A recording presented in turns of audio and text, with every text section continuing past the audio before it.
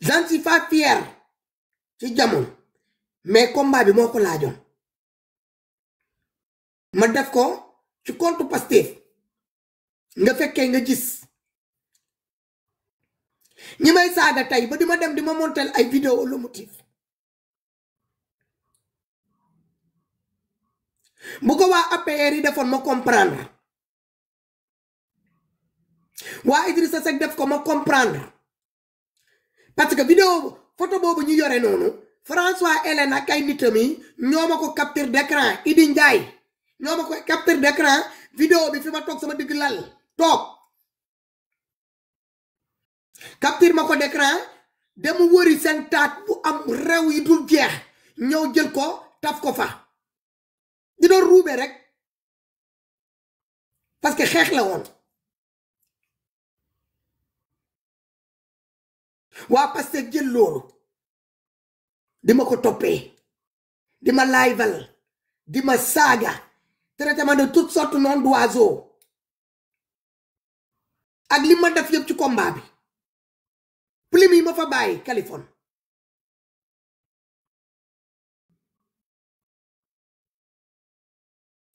Pastef dama ciy joxe Kali dama xeexal Californie Pastef ba ñu opéré sama baat Californie ma xeexal Pastef nga xam ci dara ba ma ñàkk ci sama seexi Californie ma xeexal Pastef ba ma defal ultralittéris ma continuer di xeexal Pastef ñu posté sama yaay filmé sama yaay posté sama jëkkër posté samay doomi jëkkër posté sama sëtu jëkkër yi Kali xeexal Pastef ak Ousmane Sonko ba sama sëy jeex ci Californie ma xeexal waa Pastef sama gennoon la famille bi yépp côté pop côté yaay tey ñi ci bëri mënatuma leen woo ba ñu décroché ngir li xaw doo leen continuer di bindee le motif boo leen mënee génnee le motif boo leen dëggalee le motif Ousmane Sonko biñ doon wax kon ne man sama bos bi tamit bu dëgg la ak seen bosu nday c'est aussi simple que ça ak dabar Ousmane Sonko yi ndaxte gënuñu maa yiw Californie ma joxe loolu yëpp ba pare à cause d'une vidéo qui a été montée par François Hélène Khadim Gueye Italie ñu jël ko jox ko Saliati Sala ex jabaru ko sëñ Modou Kara bu États-Unis kooku yónnee ko Touba mu jaar ci loxo mu dem atterrir ci loxo même vidéo bi ci loxo Serigne Ousmane Sonko bi kooku jël ko dugal ko kër Muntaha ñi woowaa Pastef fi teg vidéo bi seen loxo ak li ma leen liggéeyal yépp wala que ñu wooma laaj ma am sama version li waral vidéo boobu defuñu ko ci vidéo boobu moo waroon sama xamante ak yow ndaxte même yow vidéo boobu jamono boobu fekk montage amuloon kii nii comme léegi mooy maanaam ñi jël fu nit di waxee fii ñu dagg ko boo dendale ko ak saaga ñu ne diw moo saaga après la ñu bëri ba montage yi demee ba nit ñu comprendre lan mooy montage la ñu comprendre que ne ndekete c'était une vidéo qui a été toute bêtement montée intégralité vidéo bi yow après gis nga ko déglu nga ko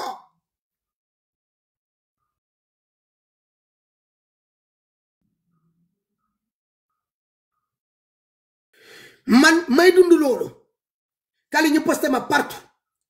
waa Pastef yooyu di doon yéeg ci jour boobu live naa c'était un jour de dimanche y avait plus de 6000 personnes à la barre ñoom yëpp nekkoon ci biir page bi yow la yaa mën yow yaa fi ne ndaxte jamono boobu kenn nekku fi woon man maa fi nekk dëggaluma mbokk dëggaluma kenn ma jàpp ci bagage yi jàmbarloo ak François Hélène ak waa réew mi ak waa APR ñi may jay ma nekk ci vidéo boobu am parce que ñi ngi doon diaboliser waa Pastef fii ak kër sëriñ si wala que bi ñu jotee ci vidéo boobu ñu wooma laaj ma jox leen sama version des faits defuñu ko de defuñu ko ils ont préféré croire à cette vidéo montage binde seeni communiqué jeté ma en pâture may jot ay menaces de mort may jot façon intimidation bu nekk yow gis nga ko fi dem naa porter plainte 2 fois contre grand Khadim Gueye bu Italie porter plainte contre François Hélène parce qu'elle avait mis ma vie en danger ma xëcc sama baa toog affaire yi fa la commencé yàq dugguma ci ba problème Adji Sarr bi ñëw te bu nekkutoon baissé duma ci doon duggaat comme nu ma la ko waxee man munuma gëm ni que ni viol am na te nu ma la ko waxee woon barki Demba Njaay noonu laa ko waxee Demba noonu laa ko waxee tey te ku ma ko laajaat tamit suba jusqu'à la preuve du contraire munuma koo gëm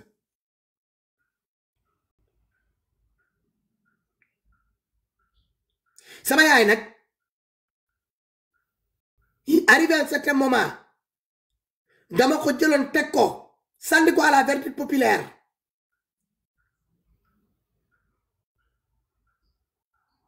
ci projet Pastef ak Ousmane Sonko ñëpp jaar ci moom ma muñ ko ma toog législative yi egsi kali xaaral ma tëj sama robinet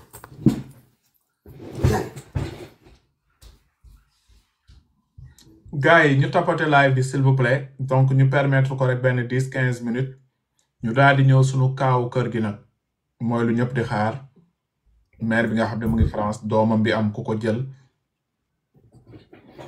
kaa boobu lañ nar a ñëw traité léegi maire bi dina dugg famille maire bi dinañ dugg ak institut donc ñu may ko tuuti rek mu kii bismillah bi ma ñëwee TikTok ci fin septembre bi ñuy waaj a préparer élection législative yi dama ñëw toog fas yéene campagnal waa Pastef jël sama photo yi fu ñuy laajee majorité pour assemblée dugal ko ci page bi commencé live def naa ci 3 live di ci woo ay nit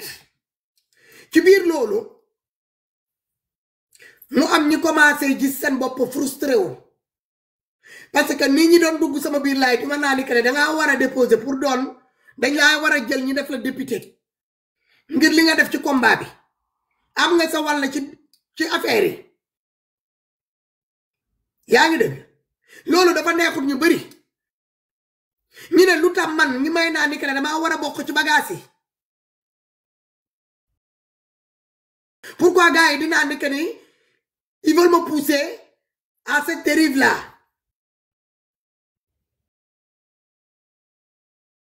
ma toog ma dëgg ñenn ñi dinaa ni que ni waaw man damaa dem déposer sa candidature pour bëgg a doon député you know ñu recalé ma je ne sais pas man dëgg naa version yi bëri yi bokkut nday ak baay ñi may taf fu nekk saaga bi ak xaste bi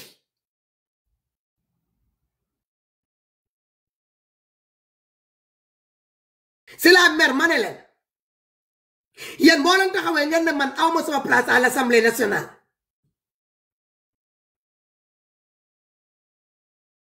seen mii si Pastef bi ngeen jël nii di Maïmouna Bousso li mu def ma defuma ko kooku simmeeku na fii taati nen sol 2 pièces am taati nen ni comme ni ko ndeyam juree mu taxaw te tey mi ngi nii assemblée te fu mu jaar ak Pastef xas Ousmane Sonko la commencé mujjee di ko kiyal xalamal pendant 7 mois ngeen ñëw tey ngeen ne moom war naa mun a bokk c'est Bara Ndiaye mooy kan ñaata ca ay député yi ngeen bëgg a dugal ci biir Pastef ñoo xamante ne que ñoo ma gën man leen jël leen seen Pastef ngeen jël seen Ousmane man soxloo ma poste député fi sabini laay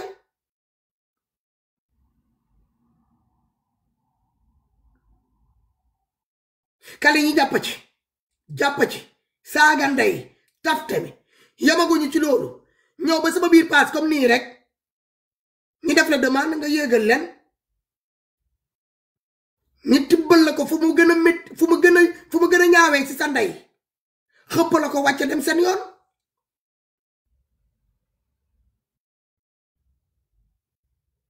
léegi nag comme suñu baay xam nga François waxoon na ko sànq ma ne la léegi nag dinaa ñëw jàkkaarloo ak yéen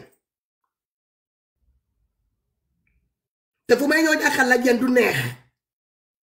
mooy maanaam que ni man boo leen nangooy que ni man sama lomotif ngeen génnee man war ngeen war a mën a nangu que ne lomotif Ousmane Sonko tamit mooy vidéo boobu ñuy naan que ne Ousmane Sonko la ñoomi seen te ma yoroon ko ak ñëpp yoroon ko fii mooy fu jigéen ñooyu ne su ma leen ko génne la na ngeen ko nangu te boobu nag il faut ngeen nangu que ne vrai bi la bu mu doon foo nag maa ko wax te maa leen nee ni que ne képp ku fi mu sonna saaga yaayu Ousmane Sonko gis naa ne que ne borom bu dellu soité da ngeen koy teg nit kooku da ngeen koy respecté ba jël ci exemple ci Fouta Ndiaye tampi François Hélène miy jot ci sànq loolu man maa ko wax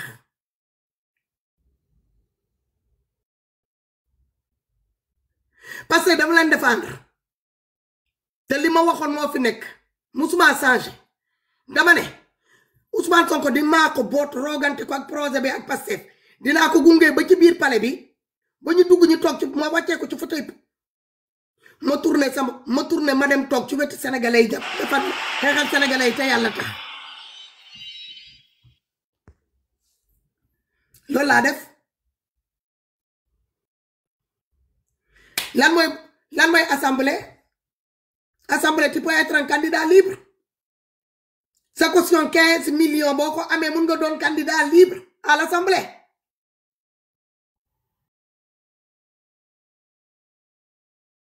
leneen ngay wax ba mu des ay góor yi yore loxo ngorto ci biir APR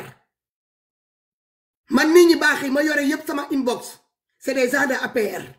kali nga xam ci dara su ma ñàkkoon tey ma soxla woon 15 millions pour dugg assemblée yàlla nag may na ma benn 1400 mètres carrés boo xamante ni tabax naa ci 600 mètres carrés R plus d'une valeur de plus de 300 millions CFA boo xamante ni que ne ay raté yi seen rakkaay laa ñoo xamante ni que ne di bind fii dinañu dund ba ñuy dee duñ ko mës a am te duñ ko am ci patrimoine man li ma leen woo moo fa nekk ku ma saaga ma toj sa cottu ndey tojaale sa cottu ndey leader pour muy clair c'est aussi simple que ça man awma lu ma ciy négocier assemblée xaalis moo fa yóbbu nit mun lañ la faa yóbbul comme yow sa xaalis bopp mun lañ la faa yóbbu nga doon ay candidat libre loolu ngeen comprendre man musuma bokk Pastef musuma yore carte membre de Pastef je me revendique pas Pastef xawma la composition des nit yi nekk ci biir Pastef soxloo ma dugg Pastef soxloo ma bokk ci Pastef idéologie bi laa doon jàppa et pourtant yaa nekkoon jéegu Pastef ko waxoon nga dal ci kaw ndax Pastef jéegu Pastef toujours tu as toujours entendu may naan non ne me dis pas jéegu Pastef tu te disais jéegu caterpillar bu Ousmane Sonko ku laal Ousmane Sonko ma am loolu laa la wax xam nga Pastef parti la waaw mais qui dit Pastef dit Ousmane Sonko qui dit Ousmane Sonko dit Pastef non am na ñoo xamante ne que ils sont maquis ils sont pas apéristes j'ai jamais adhéré à Pastef musuma intéressé parti la musuma ci bokk musuma ci jéem a bokk je me suis jamais renseigné pour xam ça ni ñuy defee pour bokk sa ci Pastef musuma intéressé moo tax bi ñu defee seen communiqué bi ma ne leen tooñ ngeen ma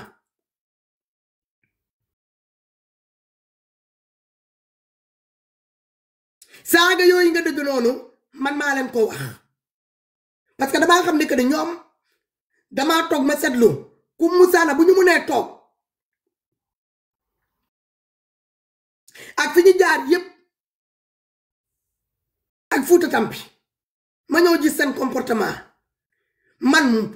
même dans mes rêves les plus fous li François Hélène def ak Fouta Tampi man mutuma ko musa xalaat ba di ci jaar. Man, je vois que Fouta Tampi da lay déranger. Qu'est-ce qui se passe à Fouta Tampi? Non, Fouta Tampi musuma déranger. Allez, yo xam nga ko. Dama la nee ni que ni sa façon de faire et ma façon de faire bokkut. Mënuma déranger. Xam nga ku lay déranger day fekk ngeen bokk benn combat non. Ni mu ko daan defee neexuma te loolu war naa la ko. War naa ko ci kaw mu dëgg ko. Te même la dernière fois quand on s'est croisé dans le live de Mama Diatta. Après kii nañ ko, brosse nañ ko. Ñu jàll.